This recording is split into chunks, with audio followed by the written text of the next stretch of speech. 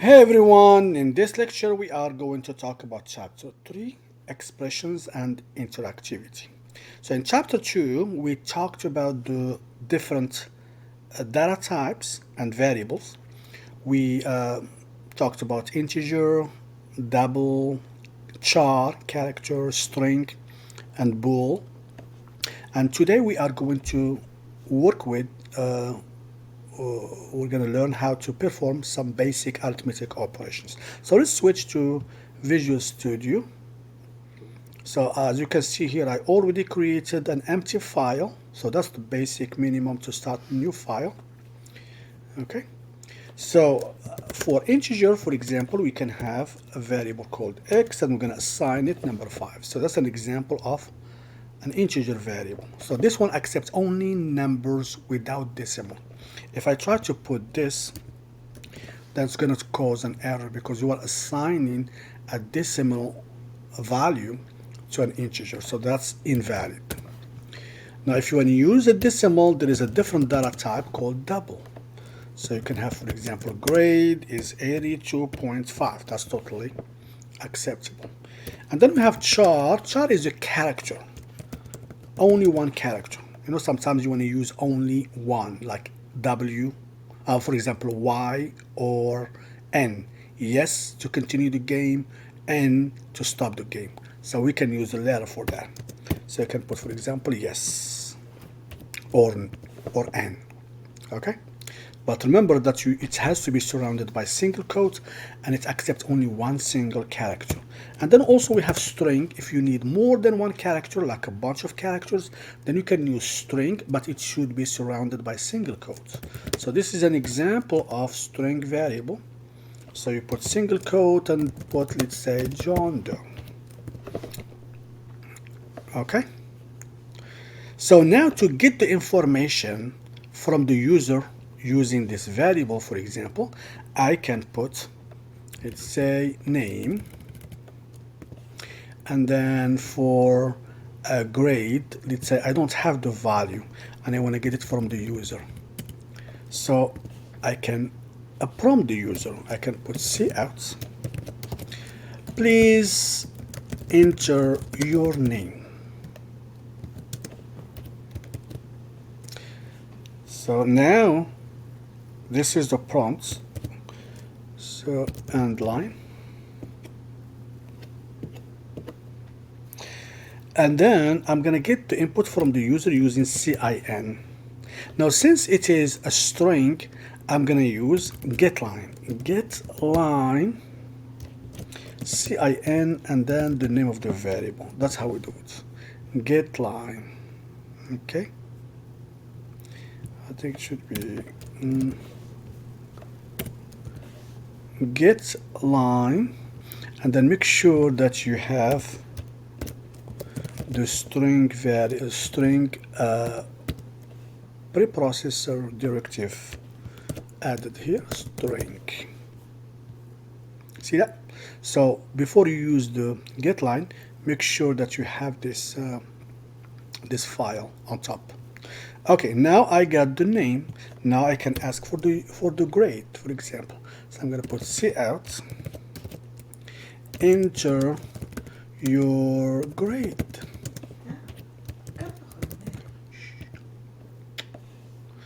So for grade, I'm going to put CIN grade.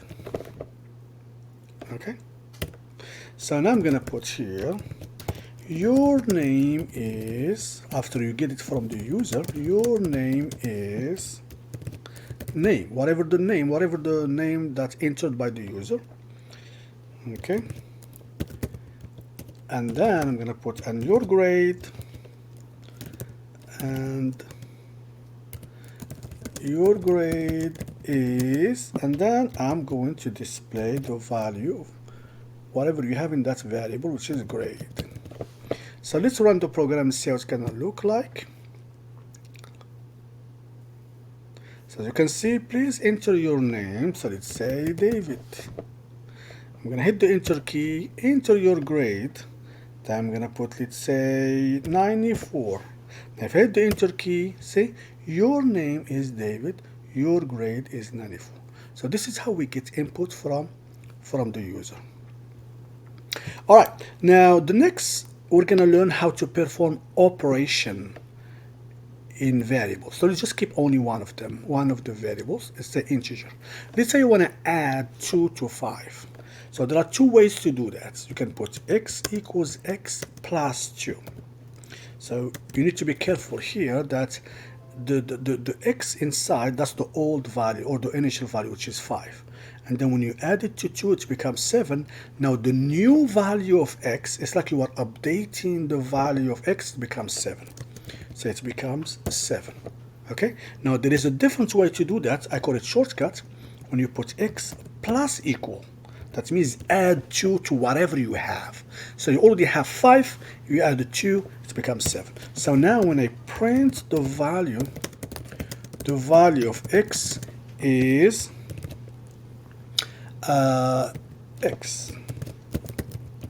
So now if I run the program, you're going to see it's going to say 7 because that's the last value. Remember, the old value of 5 is gone.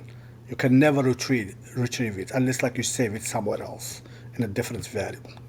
Okay, so that's how we add. Now you can also add 1x by using plus plus. So plus plus means add 1 to whatever. You remember we already have 7, so if I add 1 it becomes 8. So after adding 1, x now is 8. So if I print the value, let me just copy this so we don't have to type it again. So the value of x now will be 8. Okay,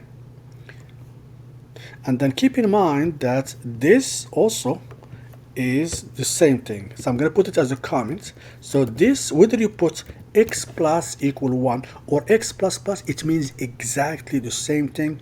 Basically, you were just incrementing the value of x by 1.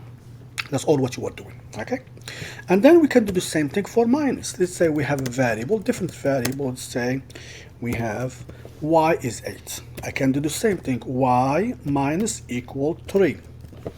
That means I'm subtracting 3 from 8, and this is the new value of y. So from now on, y will be 5. So if I print, so I'm going to do the same thing right here, but I'm going to change x to y.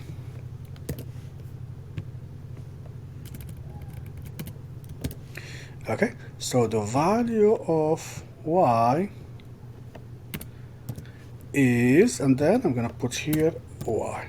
So it was initially 8, and then I subtracted 3, it became 5. And the same thing, if you want to subtract only 1, the shortcut is minus minus. So minus minus means subtracting 1. Okay, it's just like an easy way. So you can do either minus minus, or like what we did before, x minus equals. So some people, they like to use minus equal 1, but the easy way is minus minus because that's how faster you can do it. Okay, so now if I print, so let me print the value of y after subtracting another 1. So let's see, so we subtract 3, it's 5, and then another 1, that's 4. So the final value of y is 4, as you can see right here. Now the same thing, whatever we said about plus, but addition, subtraction, it's applicable to multiplication and division. So let's say we have a variable called z, okay, and then it starts from 4. So I can put z multiply using the asterisk, and then I'm gonna put, let's say 3. What does it mean? That means the new value of z after multiplying by 3 is 12. So from now on, the value of z is 12. So now if I print the value of z, it would be 12. So what happened to the old value? It's gone. It just because we did not save it, so it gets lost. Okay, so now if I run the program, you're gonna see it is 12. Okay, 4 and 12. Okay, And the same thing for, as I said, you can either use this expression or notation, or you can use z equals z multiplied by 3. It means the same thing. It's just this one is shortcut. Okay, so these two expressions are exactly the same. You are taking the old value of z, which is 4, you multiply this by 3, that's 12, and then you save it again, okay, in z. And finally, let's do the same thing for the division. So if we have a variable, let's say b, it's let's say 20. So if I put b divide equal 4, so I divided 20 by 4, so the value now is 5. So from now on, what is the value of b? If I put b, it's going to be 5. So if I put b, it's going to be 5. So you need to be very familiar with this expression because you're going to be using them very frequently. Okay? So either we add in or subtract in or multiply or we divide it. So I'm going to add one more thing before we move on to another topic, which is the percentage sign. That's for modulus. So the percentage sign refers to the remainder. Like when you divide a number by another number, then you have something left over, like the leftover, we call it modulus, okay? Called modulus, or sometimes we say mod. So let's say, for example, we have t, okay? We have a number t, let's say 17. Now what happened if I put this? T mod equal 5. That means I'm dividing 17 by 5, so the answer is 3, right? So 3 times 5 is 15. What's the leftover? So 17 minus 15 is 2. So that's going to give me the value of 2. So if I put the value of t is, I'm going to get 2. Why? Because the t is the 2 is the leftover after performing the division. So we use division, but we don't focus on the division. We pay attention to the remainder, whatever is left over. So for example, if I have 20 here, there will be no left over because 20 is divisible by 5, so there is no left over. We're gonna get 0. So if the number you are dividing or you are using is a multiple, then you get a remainder of 0, okay, because it is evenly divisible. All right, so that's about expression. I'm gonna talk about one more thing, which is how to format the text, okay? So let me delete this, and then I'm going to show you how to do some basic formatting. So let's say, for example, we have a name, a student's name, let's say David. And then we have a grade of that student, whatever the grade is, let's say grade average, so we're gonna use double. And then grade 1, let's say 82.76, just an example.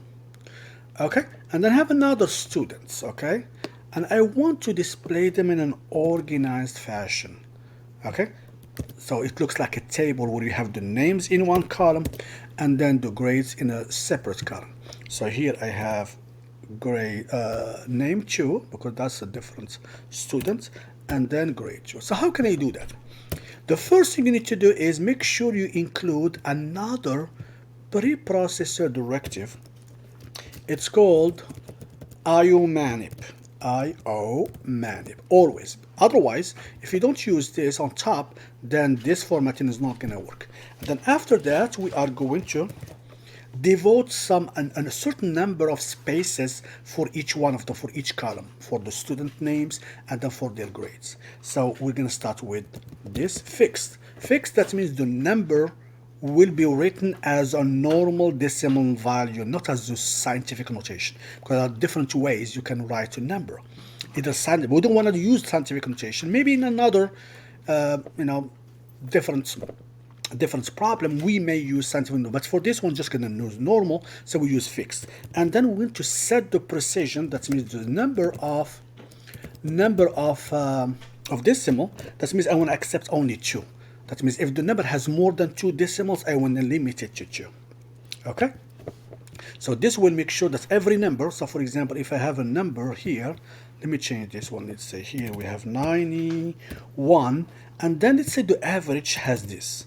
Let's say 563333, for example. So I don't want to keep that number. I'm just going to limit it to 56. It's going to round it to 56 because 3 is less than 5. Now let's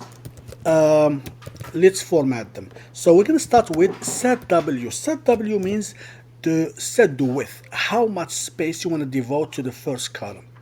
Okay, so if I put, for example, 15, that means for the first one, which is the names, students, it's going to take full 15 spaces. And then I'm going to do the same thing for the grades. Okay, another 15. So I'm going to put here grades. So if I run the program, you're going to see that it's going to look like this. Can you see that 2 columns, one for students and one for grades? The only problem here, I want to start from the left. So I'm going to left align it. So I'm going to go right here and then put left. That means left align. And then for this one, I'm going to use right align. Because the numbers, usually we right align them. So now all what I need to do, I'm going to use the same thing and then do it for the first students. So for the first students, I'm going to use the name of the students, name 1, and then the grade will be grade 1.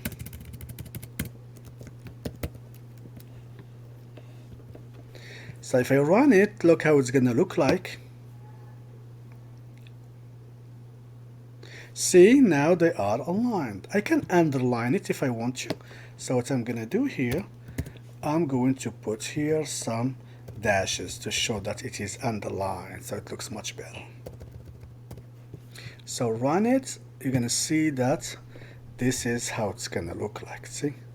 Now I just have to add every single student. So I'm just going to copy this and then print it for the second student.